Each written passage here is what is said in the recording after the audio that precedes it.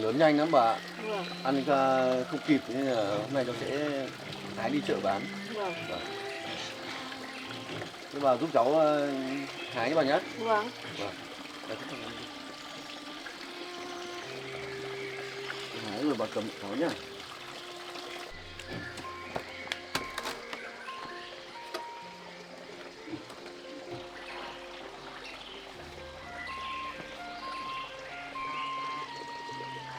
Giống bầu này rất là to bà.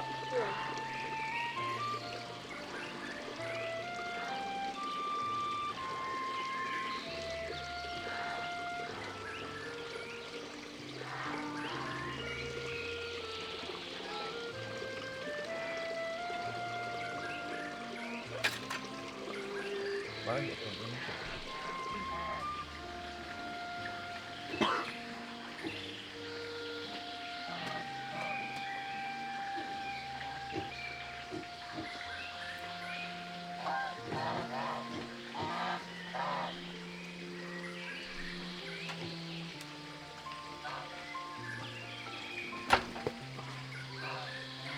Thế bà ơi, bà cầm giúp cháu.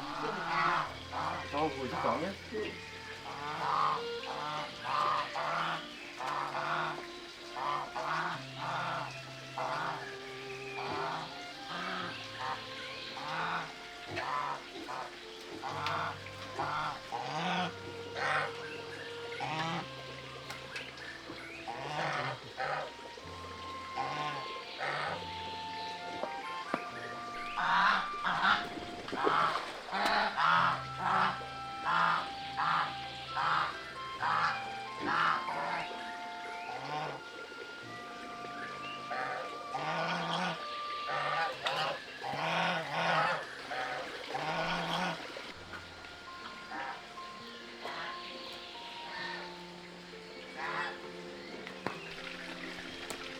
Đi ra đây bà ơi.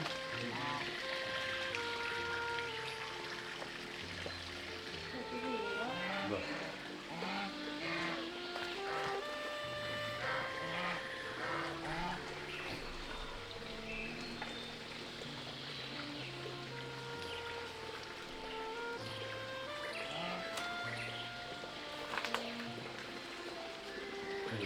To lắm bà này. Vâng.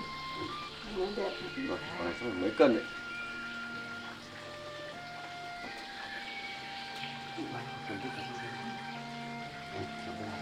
Đi về thôi bà ơi.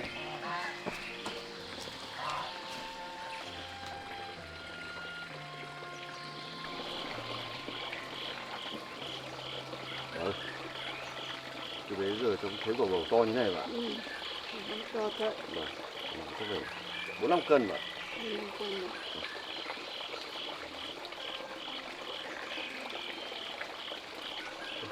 Đây chợ.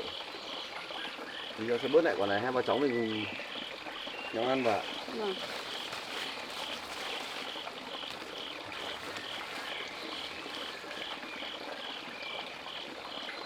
Đấy cũng to rồi. Nó cũng to. Vâng.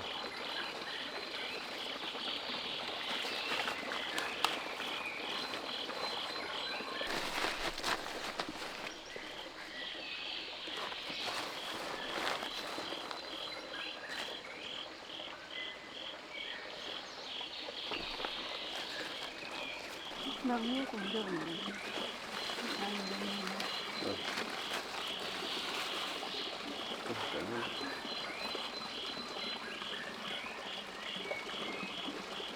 Để như là cái cân rồi.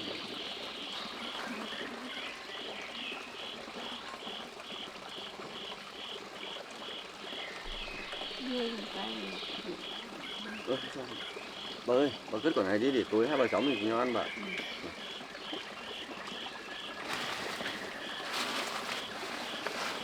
Cho vào dưới. À vâng, cho vào đấy cho nó đỡ.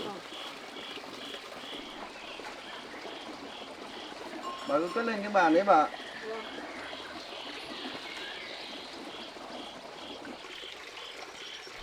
Bà ơi, bà ở nhà trong nông trại giúp cháu nhá. Vâng. Vâng, cháu đi chợ một tí là cháu về thôi ạ. Cháu cứ đi bán bầu. Vâng. Ở nhà chơi với Miu nhá. Vâng. Miu ở nhà với chơi với bà nhá. Bà ở nhà không phải làm việc gì đâu bà nhá. Vâng, để lúc cháu về cháu sẽ làm bà. Miu ở nhà với bà đi Miu. Đi đi nhanh nhanh. Nhà chơi với bà nhé. Miu ở nhà. Miu. Ngoan nào, thì anh về anh. Ăn. Miu chút thì anh về thôi. Ra chơi với bà đi. Đây. Miu. Đi vào trong nhà đi. Đi vào nhà đi. Đi vào nhà đi.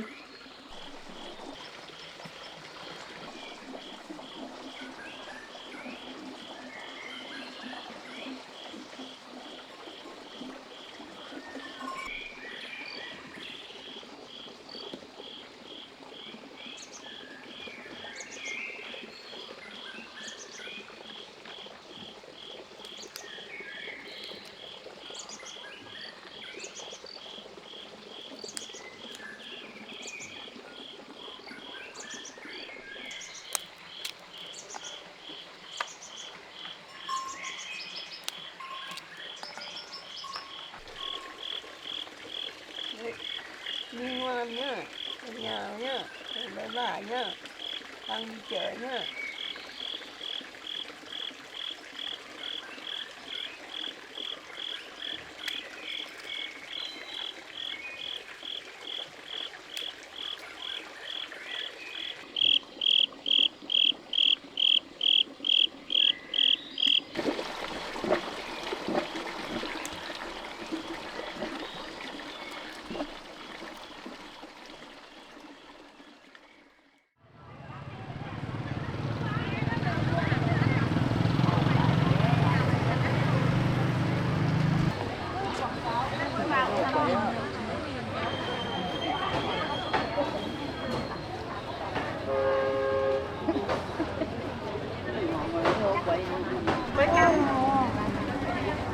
Hai đây em 400 rồi à?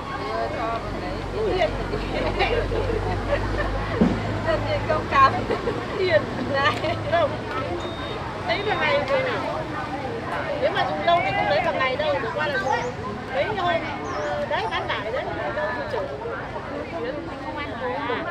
Này nè lô em mua cho em.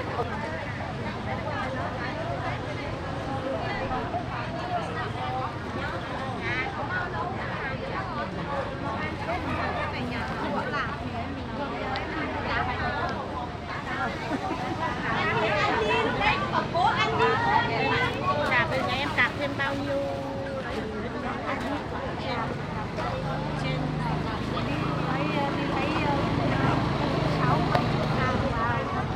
Vạch bên ở luôn rồi, nấu củ đi thuyền quá, em cứ việc quá tinh lên hoặc vành chè.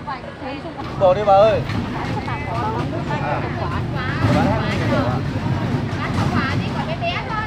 Đấy, quả này nhá.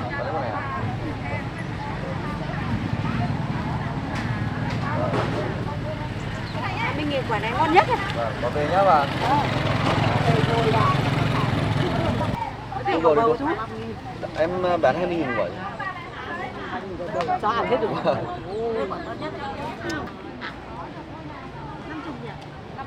Đừng nói. Ba đứng lên, không lên là không nhá. Bây giờ bán cao quá rồi à? Này mới bán màu phải có mang bao tải đi nữa.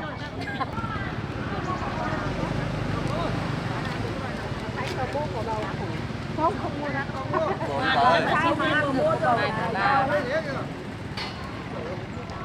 Trên trời rơi xuống chỉ có cất chim thôi.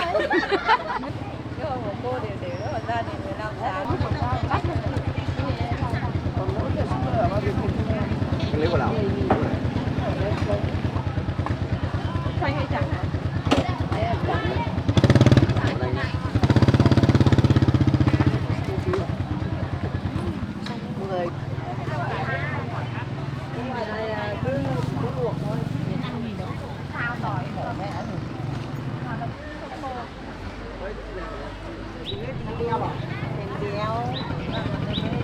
Lấy quả đấy ạ?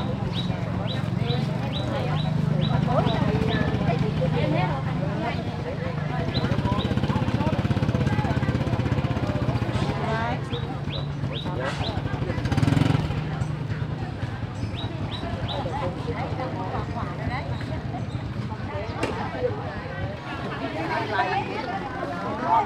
Cái rồi ấy để đây một cái. Bò đi chị ơi. Rồi lại tôi múc một cái. Bác tiền của quả đấy chị.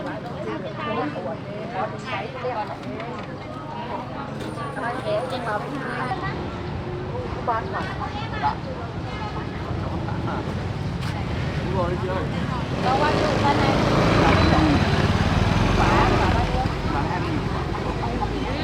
Có non không? Non. Non không? Non rồi. Em còn vào đây.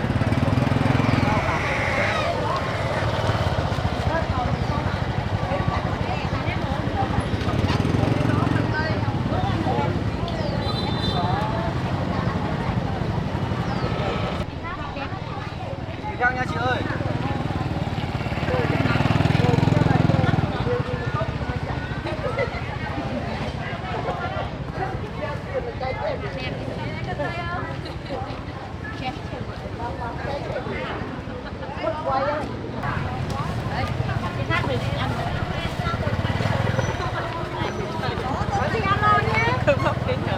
Hình như cái đứa bị ấy xe đây à chả? Là cái gì nhỉ? Là nó bán hả? Quyền mẹ mình là tao bán đồ khỏe nó lắm chuyện.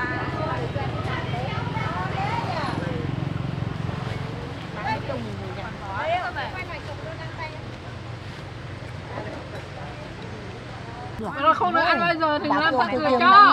Lấy quả này, lấy quả này Để bưởi.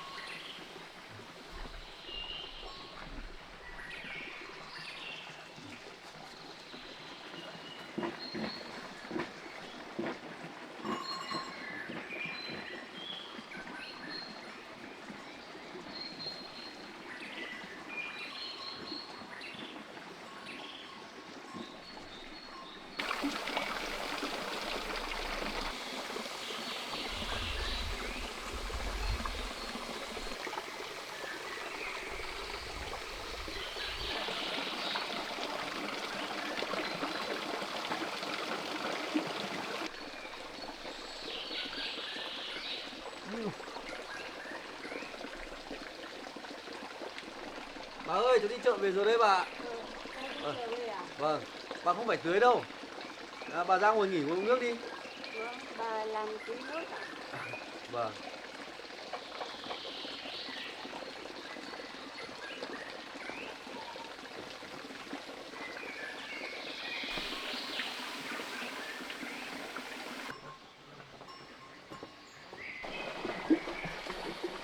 Bà ơi,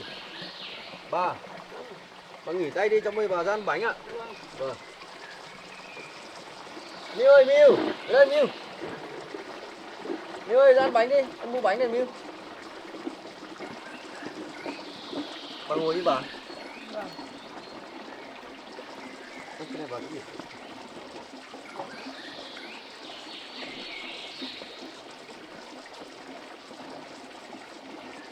Bà ơi, cháu mời bà ăn bánh ạ.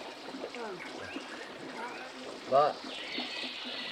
Miu, Miu về đây, Miu. Miu. Đây, anh mua bánh cho Miu này, Miu. Miu về đây, Miu. Miu.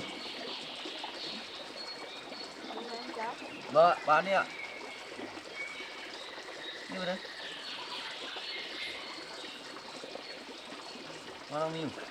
Hôm nay ở nhà với bà có ngoan không Miu? Ở nhà không được bắt nạt bà nhá.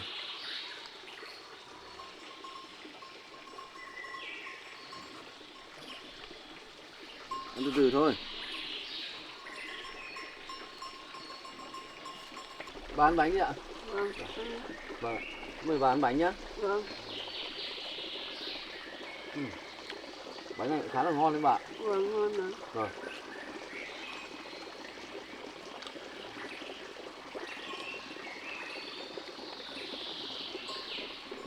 Cháu đi có việc ấy, cháu đi chợ ấy, bà ở nhà bà không cần phải giúp cháu làm cái gì đâu. Bà cứ để đấy cháu về cháu không làm bà.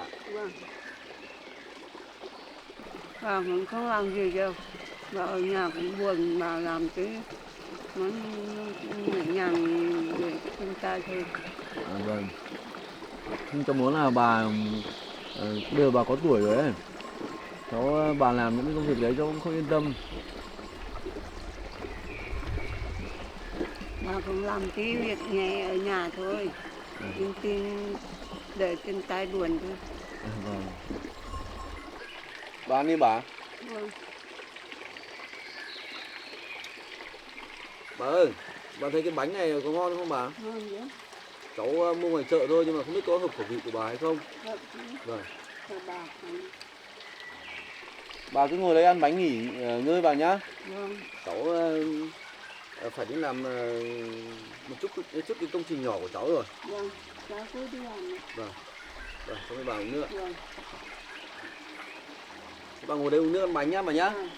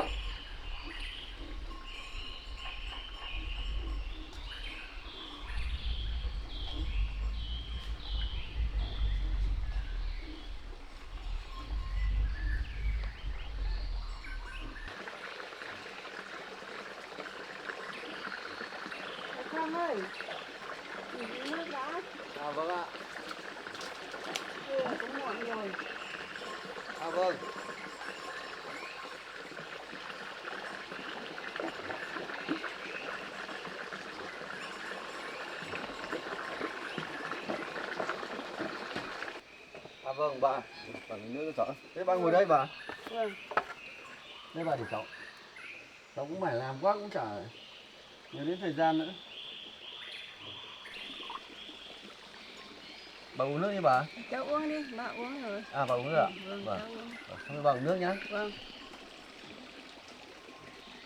Bà đói chưa bà? Bà đói rồi. À. Cháu cũng phải làm quá. Vâng. Lúc nãy bà ngâm tí gạo thì cháu cũng đói. Thì bà đi xôi tí cơm ạ. Thì hai bà cháu ăn. À vâng ạ. Thế lúc nãy bà ngâm gạo rồi ạ? Vâng. À. Cũng đã rất lâu rồi cháu không ăn món xôi vịt. Mà lông trại của mình đang rất nhiều vịt. Cháu sẽ bắt một con về để làm món xôi vịt bà nhé. Vâng. Vâng. Vâng, thế thì bà vào trong nhà đi bà. Làm món xôi vịt rồi hai bà cháu mình cùng nhau ăn bà nhá.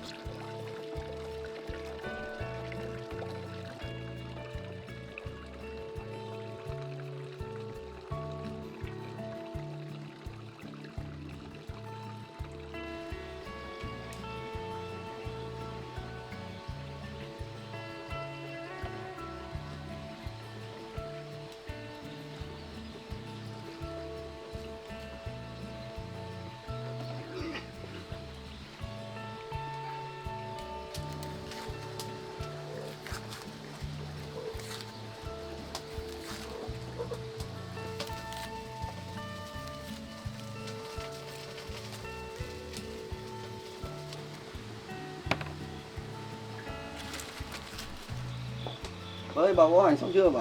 Xong rồi. À, thế bà có hành xong thì đấy để cháu tí cho thái ra để bà phi lên cho. Để cháu đi chuẩn với xôi. À vâng. Thế bóc xong chưa bà? Bắt xong rồi. À vâng, thế bà cứ để đây đi, bà ra ngồi uống nước đi để cháu Vâng. làm cho.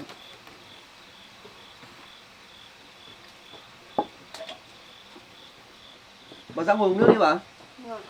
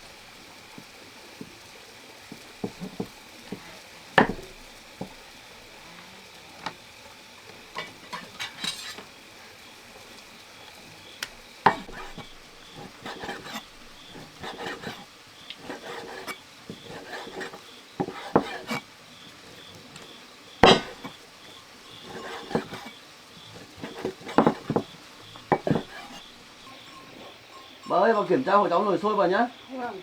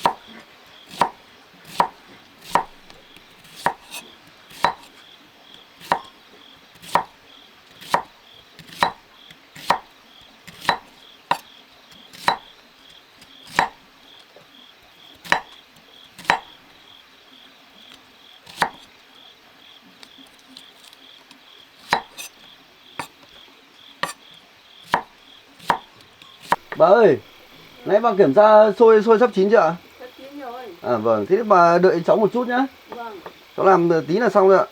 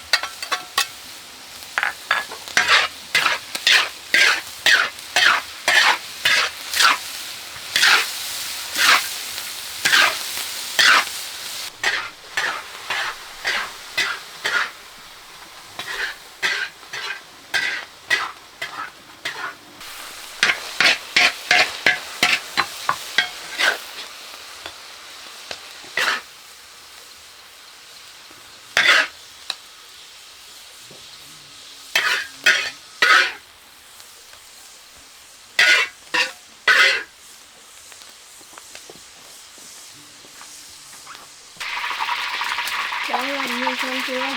À đây cháu xong đây rồi bà ạ. Thế thì bà hồi cháu. À vâng, thế thì bà hộ cháu bên đây này. Bà ơi bên này. Dạ, bà hộ cháu nhé. Cháu ấy cái này nước là xong đấy bà. Để đâu?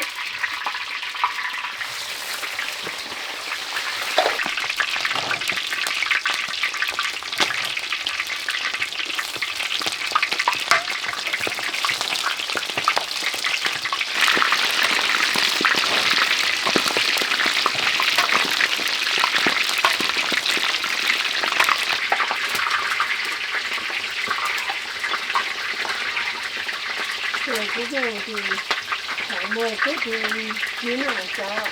À vâng ạ.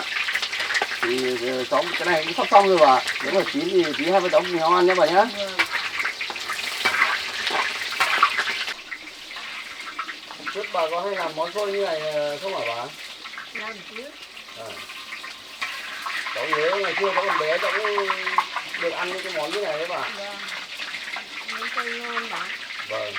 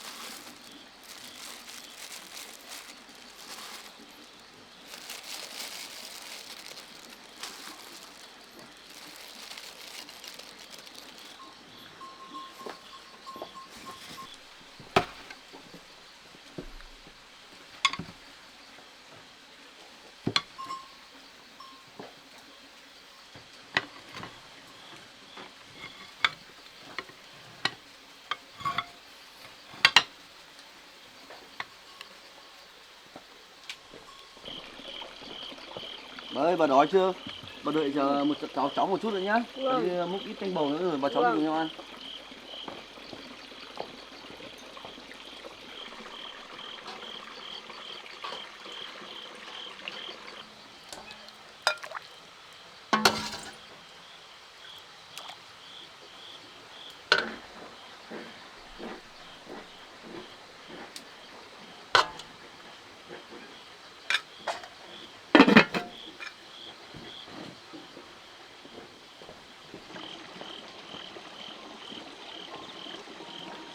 Ơi, cháu mình ăn cơm nhỉ?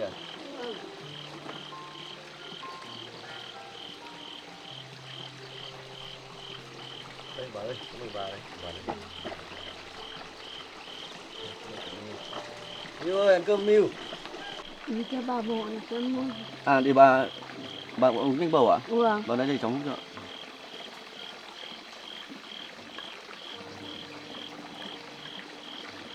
Dạ, mời bà. Bà uống. Vâng, không đi.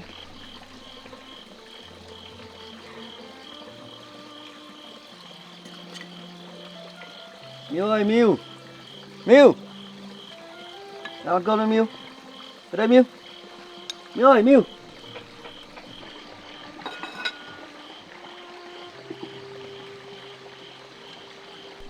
Miu ơi, có ngon không Miu? Hôm nay bà sôi cơm đấy. Cháu cái canh bầu ngon quá. À vâng. Ngon thì bà ăn nhiều vào nhá bà nhá. Vâng. Cháu uống đi. Vâng ạ.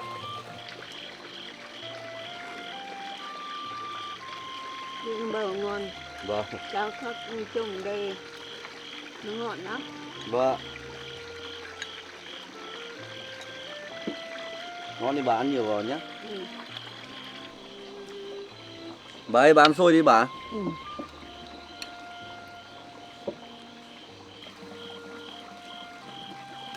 Bà ăn cả thịt vịt đấy bà.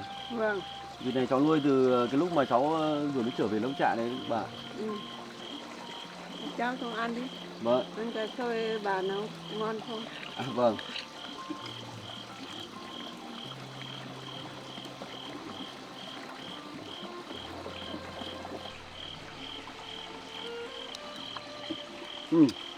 Xôi vào nấu ngon lắm bà.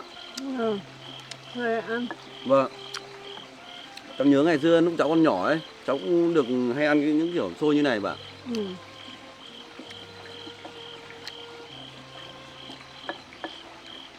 Bán nhiều vào nha nhá. Vâng. Cháu nuôi thịt vịt cũng ngon lắm. Vâng.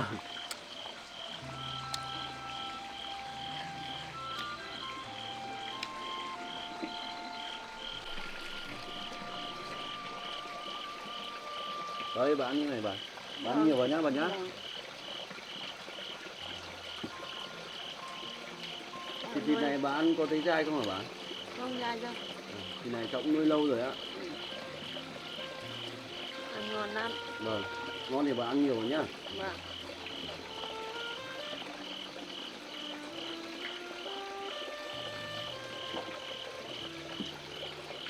Xôi bà nấu cũng rất là ngon bà.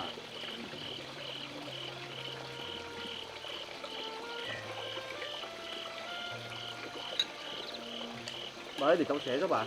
Không phải cái đâu, bà có thể. Vâng.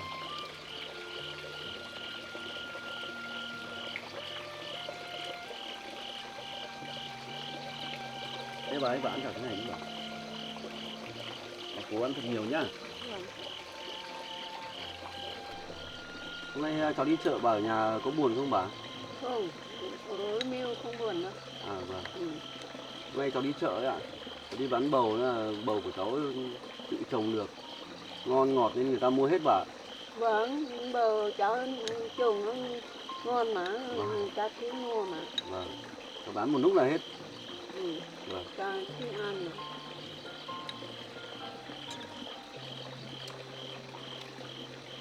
Bà ăn hết chỗ cơm đấy rồi bà uống thêm bát canh bầu nữa bà nhá. Vâng.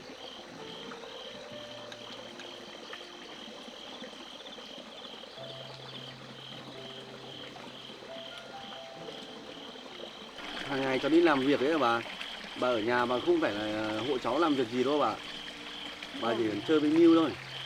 Đâu thì mọi thứ thì bà cứ để đấy để cháu làm. Bây giờ bà còn chăn lợn chăn gà thì bà cứ bỏ đấy, cháu tất tự làm bà.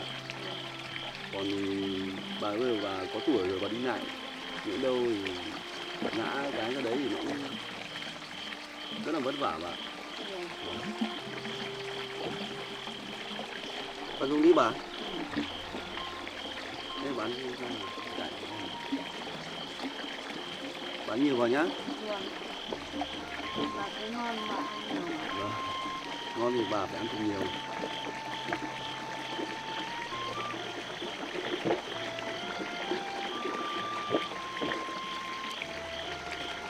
Đấy, bán món này là ngon này.